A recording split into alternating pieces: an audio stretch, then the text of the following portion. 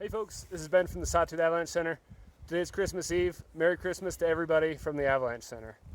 We're up here in the mountains. We're enjoying this little slot of sunshine in the middle of what looks to be about a 5-day long storm. We haven't been up here in the boulders yet this year, or at least not since a lot of the snow fell.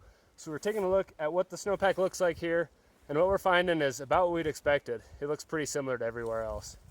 We've got our new snow, making some pretty nice skiing and riding.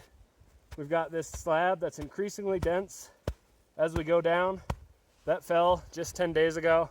And underneath it, we've got these weak layers of crust and facets. Now, where I'm digging here, this slope's a little bit warmer. We're on about a west-northwest aspect at about 9,500 feet. And one thing I'm interested in is how these weak facets behave on different aspects. And even on a slope like this, where we'd expect this weak snow to be at its strongest, we're still getting unstable snowpack test scores, like you can see in this block here in front of me. And because this block is so dense, even an avalanche that breaks not terribly wide in snow like this is going to be large and destructive. As you travel south of here, this slab gets even a little bit thinner. And as you travel north of here, towards the Sawtooth and up towards Copper, this slab is 4 feet thick. But the idea is the same. This weak snow underlays our snowpack.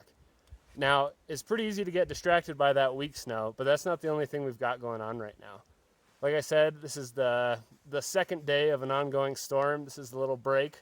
It's nice and sunny out here now, but we looking like we're going to see another 3 days of snowfall. It's a little bit tricky to guess what the model or what the weather's going to do. We're in a pretty weird weather pattern right now, but it looks like we're going to get at least 6 inches of snow a day, maybe a foot of snow a day, stacking up on top of this. So even though we've got this weak snow underlying that snow, just the new snow on top of that is going to be concerning. As we pile up a thicker and thicker slab and the wind builds slabs up high and even down in middle elevation terrain, we'll see avalanches, and we are seeing avalanches failing in these layers. As I drove over here from Stanley, I saw a number of avalanches that were plenty big to bury a person, and I also saw a number of avalanches that would easily destroy wood frame structures, snap big trees, that sort of a thing. This is only the second day of the storm. Tomorrow's Christmas, a couple more days after that. There's a lot of folks out and about in the mountains, but we've got a lot of reasons to be pretty cautious right now on how we're traveling in the mountains.